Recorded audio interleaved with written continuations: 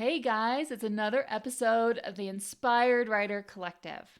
Now, if you've been listening for a while, we open the show by usually saying, "Hey listeners, welcome back." But you know what? It's a new year as far as the Chinese calendar is concerned, and so we are revamping different things here. And one of those things that we are going to be refreshing is referring to you guys as writers because that is what you are. And even if that term feels like it's not integrated into your identity just yet, we hope that by calling you a writer and referring to you as a writer that you will start to integrate that into your sense of who you are. Because if you're showing up and listening to this podcast, you are a writer. You have a strong interest in this. The topics we cover here are not just for everyone, right? They are for people who are interested and fascinated by the way that you capture ideas and concepts and story onto the page. So whether you are just a sometimes journaler or someone who has just some scribbled notes about a potential outline on some piece of paper in your desk, you are still a writer. And as we move into this next iteration of the podcast, we are going to be referring to you as a writer. So, welcome, writers, to another episode of the Inspired Writer Collective podcast. And today we are going to be talking about all the ways in which, as a writer, going from idea to published book in your reader's hand, you have to do it scared and you have to keep showing up. So today we're going to talk about some of those actual ways that both Stephanie and I have had to do that, the ways in which it's been highly productive for us to do that and get past our own fears or self-critiques in order to put ourselves out there, but the resulting impact it has on us as developing as authors and writers and the impact it has on our future books. So, Stephanie, when is a time that comes to mind that you can think of where you had to do something scary for your writing or for yourself as a writer? Well, I definitely think the first time I decided to jump into the local critique group and share 10 pages of my writing and get some feedback on it from our local critique group. There are published authors and people at various stages.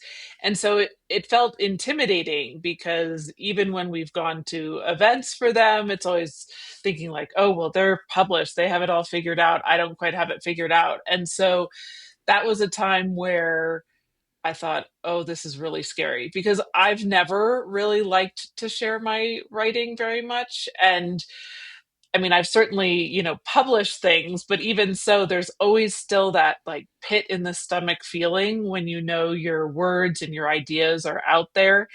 And since fiction is a new adventure for me, it was even scarier because I thought, well, I don't, have any formal training in writing fiction other than the fact that I read a lot of fiction, which of course we all know directly connects. But when you're just starting out, you feel like, oh, there's no way I can write at that level or write to the level of, the authors that I admire. And so that was definitely scary. And what I learned in the process is that it really wasn't that scary. Like once I did it, and showed up and participated in the conversations and got the feedback, then I was like, oh, like I could breathe again. I was like, oh, okay, this isn't that scary. And I too in that process read other people's work and gave feedback, and there was a specific process for that. And it was really affirming. And it also told me too that, my writing's not for everyone. And that's another thing in this process is that it can feel really scary because you want to think like, oh, I want everyone to like this. And really, it's that same principle as we know, like in the business world, like if you try to reach everyone, you reach no one. So you really want to think about like who is your audience? And it's okay if you're in a critique group and not everybody resonates with what you write because it's not going to be for everyone. But it also eventually leads you to finding those spaces and places where you're with the people who your work resonates with. And I know you've found that as you've gone through your own process too. Well, and I think that's one of the first scary hurdles that most writers have to overcome is the sharing of their work with someone, whether they're working with like an alpha reader or a friend who's going to read a couple of pages, or they're facing that for the first time when they send their manuscript off for like a developmental edit.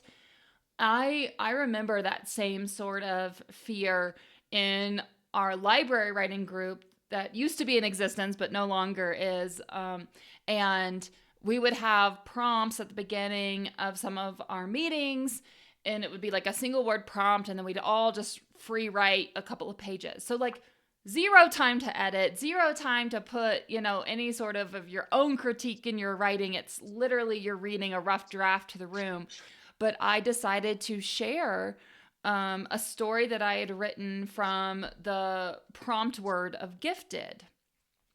And in sharing that story with the room, I got to see reflected back to me the strength of the emotionality of the piece that I was writing.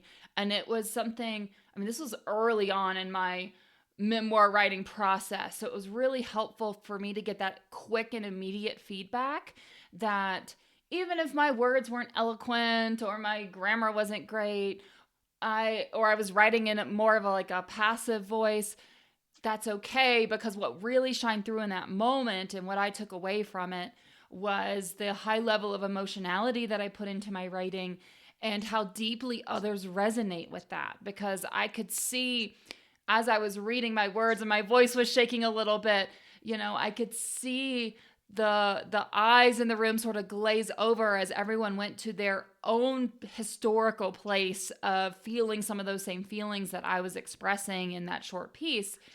And that piece has since gone on to be published in an online literary magazine. So the confidence that I gained from sharing that story and in seeing that reflection that yes, there's something really beautiful here in the emotionality of this piece and the relatability, that's what pushed me then to even submit my work for consideration into an online literary magazine. So I think it's so important to do it even way earlier than you think you're ready for. Like not waiting until you're sending off your whole manuscript to like a developmental edit, but finding those spaces where you can submit a couple pages or just do a reading if there's like an open, author or artist space where you can, share something.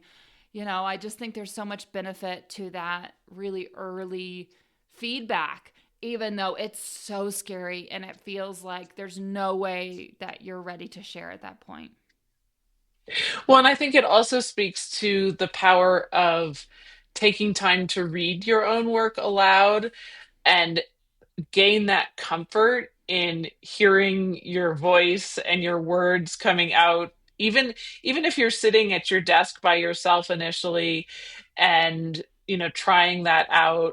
But it also speaks to what we've been talking to more recently about putting yourself in the rooms with the people who are going to support you. And it's not that you want to have everybody, stroking your ego and telling you you're fabulous, because the reality of the business is that you're going to encounter people who are, going to have the red pen and send you back a manuscript that's edited, in that style. I've certainly heard authors talk about that, about the scary piece of getting their manuscript back. And, these are, published authors that I've seen sharing in, bookstores on their book tours and so forth.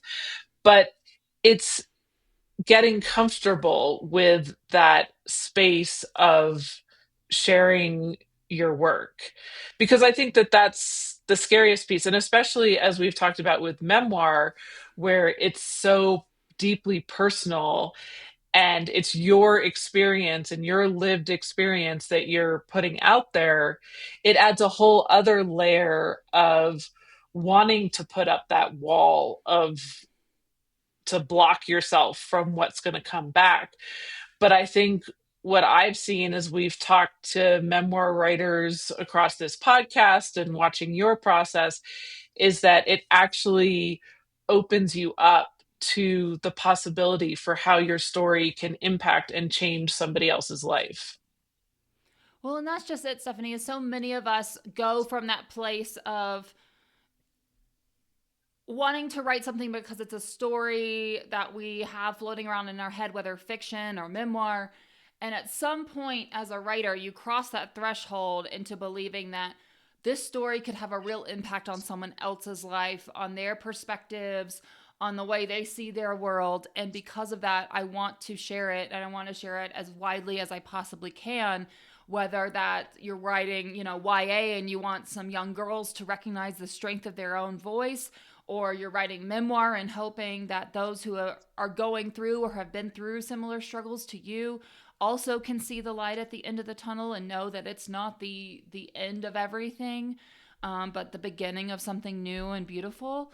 And as you make that transition and you decide to share it, that's the thing, is like it's just always going to be scary to share it. Like, that's whether you're at the beginning and we're talking and encouraging you to share it within a critique group or a small group of your local writers, or whether you're sitting there at your table in front of Barnes and Noble trying to hawk your wares and sell your book to, strangers, or you're reading a passage as part of a book tour. Like, you're always going to have to do this.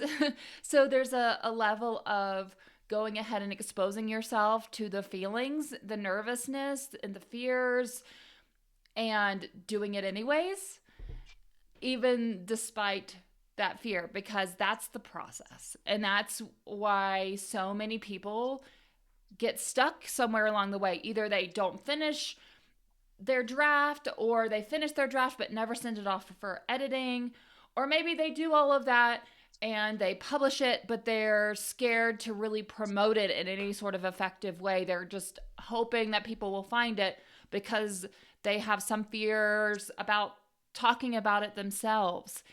And it doesn't really get easier. I mean, I think it becomes like there's new levels of being scared and doing it anyways, and continuing to show up for your story, for yourself, for your book.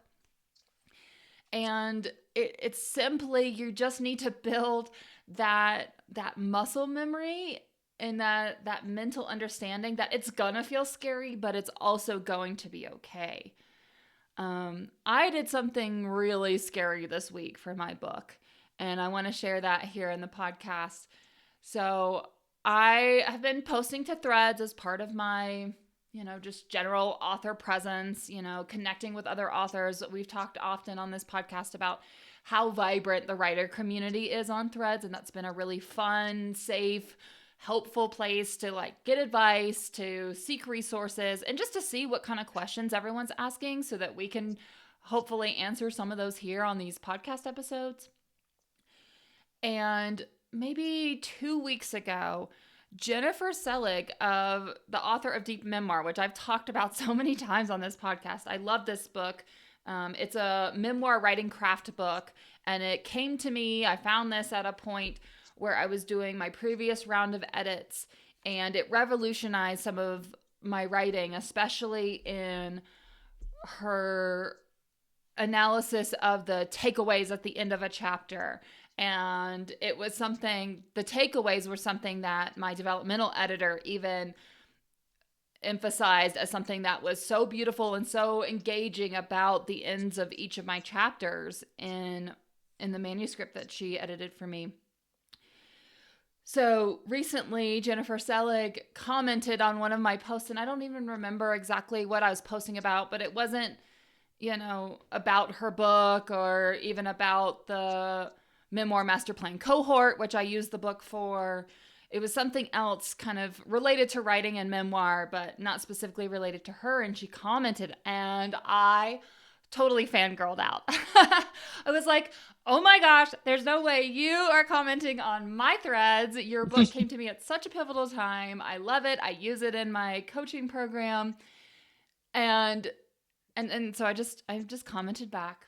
And then I didn't really see or hear anything from her for a while. And then I guess it must have been like Thursday. And all of a sudden, I get like, she likes a couple more of my posts. She comments on another one where I'm asking about how to formulate the author blurb for a memoir. And she gave some really great advice there. And then she commented on my response about being so excited about her, and she was so pleased to hear that, so thankful to hear that, and then offered her support and said, let me know how I can support you, and if you want me to hop in on a Zoom call with your coaching program, I'm happy to do so. And I was just like so amazed, right? Like this is someone whose work I really appreciate and respect, and for her to offer her support to me was just unreal. And then later, and then on Friday, I met with Hannah, who was our guest on last week's podcast. I have since hired her as my author coach to help me navigate this process of getting my book published. And I mentioned the interaction to her, and I told her that I was kind of toying with the idea of maybe asking Jennifer Selig if she would be an ARC reader and provide a review quote that I could put on the cover of the book. Right? I see this all the time, especially with memoir and especially with first time authors, where they add a little bit of kind of publishing credibility by having a quote somewhere around like the top of the front cover from someone who's, you're borrowing a little bit of like clout and expertise from, someone who's a little bit more known within that genre, in order to say, yes, this is someone whose work should be valued within this space, right? And it's something that they do a lot in traditional publishing, but I haven't seen a lot of that in like the self-publishing space. So I mentioned it to Hannah, and she was like, absolutely. You absolutely should ask her, and she's going to say yes. Guys, I was so scared. I was so scared. But I rationalized it like there was no harm in asking. She could still tell me no. She had basically offered up, support equivalent to maybe 30 minutes of her time. And here I was going to counter with a request for, more like 7 to 10 hours of her time to read the book and write a review that I could use on the cover. And so I was so scared, but I sent the message to her. And then later, the next morning, I woke up and there was a notification on my phone that she had responded. And she said, I would love to! Exclamation mark.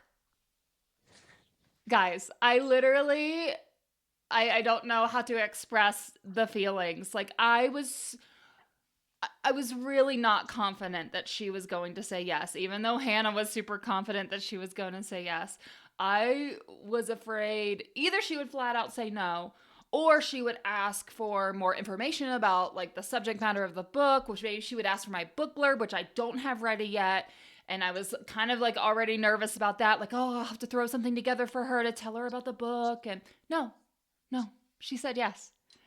And now that's going to add so much more credence to my book. I'll be able to use that as I go to these indie bookstores and ask them to stock my book on their shelves. They will recognize that name, even though they don't recognize my name. And so there are so many big leaps that you can make with your book when you're willing to ask for things or put yourself in spaces, even though you're scared. So I hope that serves as, some motivation and an example of the leaps and bounds you can make if you're willing to do that. And it makes me actually think, Stephanie, of that time that you were at Reese Witherspoon's signing an author talk. Um, Well, yeah, and exactly, because that was when I wore our podcast t-shirt and I was just so nervous because of course, when you're meeting a celebrity, and then she was with Harlan Coben, who of course, if you're a thriller reader, is a celebrity writer in that realm. And when I was approaching the front, I was thinking, what do I say? Because you only have, a short moment to interact. And it was at that moment where I stepped up, and then, she looked at the shirt, she made, she read the name of it, and I said it was our, podcast. And just even that momentary moment of putting, you know, myself in that position of being like, well, yeah, of course I'm going to, show off about the podcast, and, own the writer identity as we're talking about here. And the other piece that it made me think about so much too was thinking about going to conferences and about putting yourself in those spaces of face to face connection with others. And I mean, that's essentially what we're talking about here. I mean, you were on Threads, it's face to face virtually, Reese Witherspoon face to face in real life, totally fangirling, incredible experience listening to her talk to the from the perspective of being a writer, which is so unique because, as we all know, she's famous actress, she's done all these incredible things, but she'd never written a book. And so, again, she was doing it scared. She didn't know what she was doing. She was like, how do I do this? And so when you hear people who are in these positions where you're, looking up to them in some capacity, that they so, I'm sorry, Jeff just is interrupting.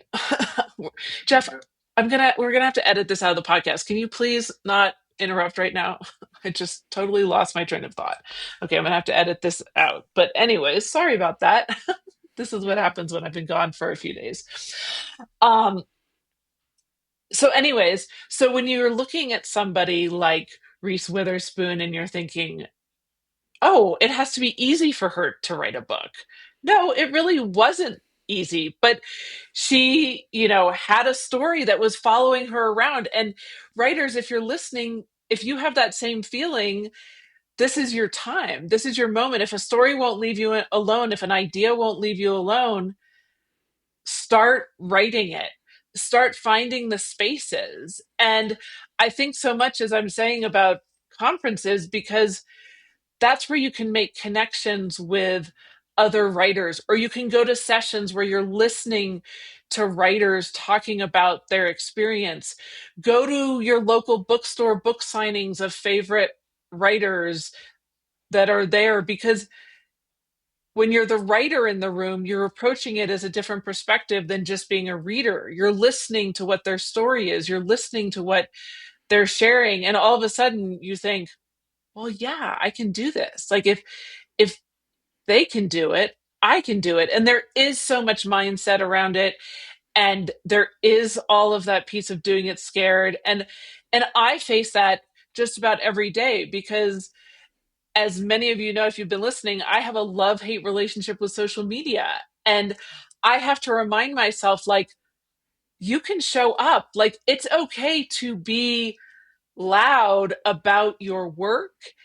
And I've been thinking about it too, like with email, like, if you're thinking about having an email list, like, yes, if people are on your email list, they want to hear from you. Don't think you're bothering them or getting in their space. If they're wanting to hear from you, keep showing up. And as Elizabeth mentioned, our guest last week, Hannah, that was one of her big takeaways at the end, was to keep showing up, because it's the writers who keep taking the next step.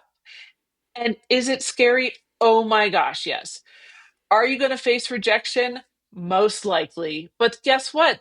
You're a writer. Every writer has their rejection wall letter story, or their, now it's probably like your email inbox of rejection, whatever it is.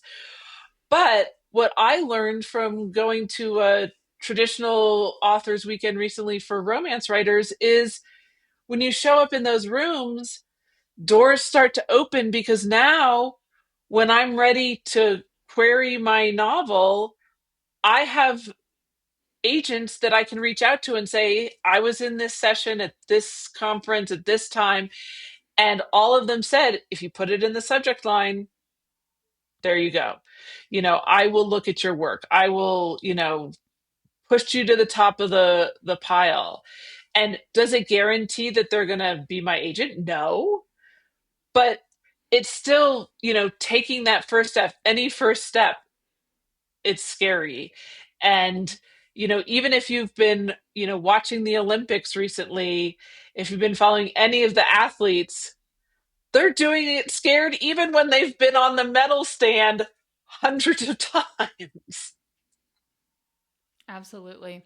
You know, I'm so glad you brought up that rejection piece because that was a part of what played into my willingness and to reach out and make this big ask. Is I have seen a couple of people, influencers, whatever, on Instagram talking about how in the writing world, talking about how they're trying to rack up rejections, right? Like they're pursuing the rejections, and what they are continuously are surprised to find is that they actually get a decent number of yeses as they are pursuing these rejections. So it's that whole philosophy of, if you know it's going to take 40 failures to get to your win, how quickly do you want to go through those 40 failures? Like you might as well just go ahead and get those out of the way.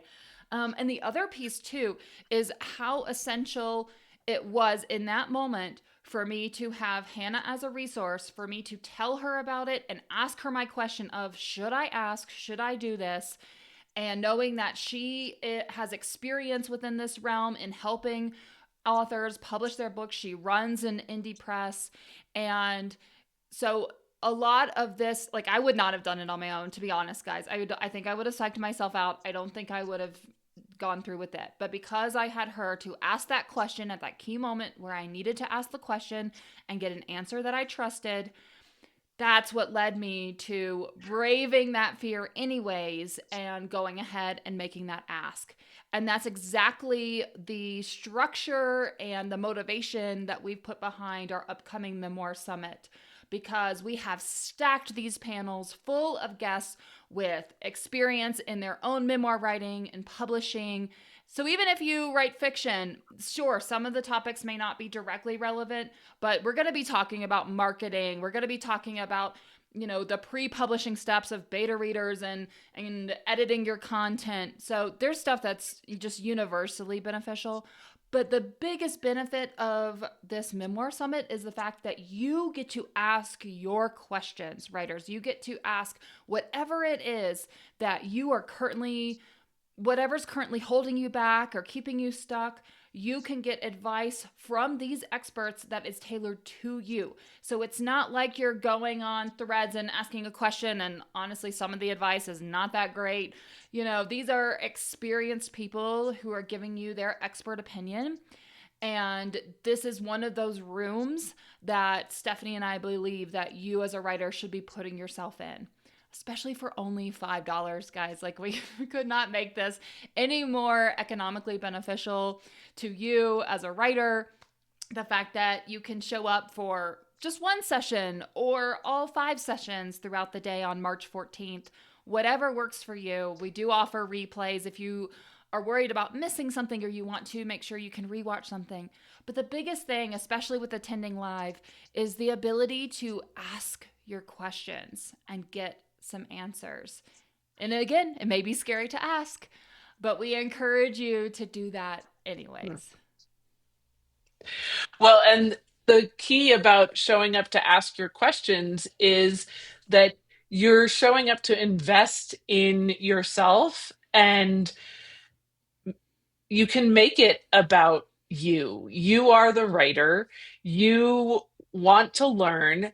And what better way to learn than with an already curated group of individuals that have been on our podcast? And you can go back and listen to previous episodes, and it's all on our website, inspiredwritercollective.com, where you can find all the information about this. You can find the schedule for the day, and it's just an incredible opportunity to, again, invest in your professional development as a writer. It's professional development, and you need it as much as anybody in any other career path needs it. And I think that that's one of the misconceptions, is this idea that somehow because we all went to school and learned how to write, that magically, if you want to become a writer, it's like some, magic potion. And okay, the people who are writers and I'm not, but really, if you can write, you're a writer, regardless of what it is that you're writing. And so, we have the Memoir Summit. And just like Elizabeth mentioned, with having Hannah as her author coach, investing in yourself in those ways too. Because when you try to figure it out all by yourself, that's where the roadblocks and the fear really starts to get in the way. And when you know you have people in your space and in your corner who understand the industry, who know what you're going through, it's so much more powerful for how quickly you can move forward. And that's, again, the Memoir Summit is an incredible space to connect with some really amazing individuals who can offer you so much for your writing career.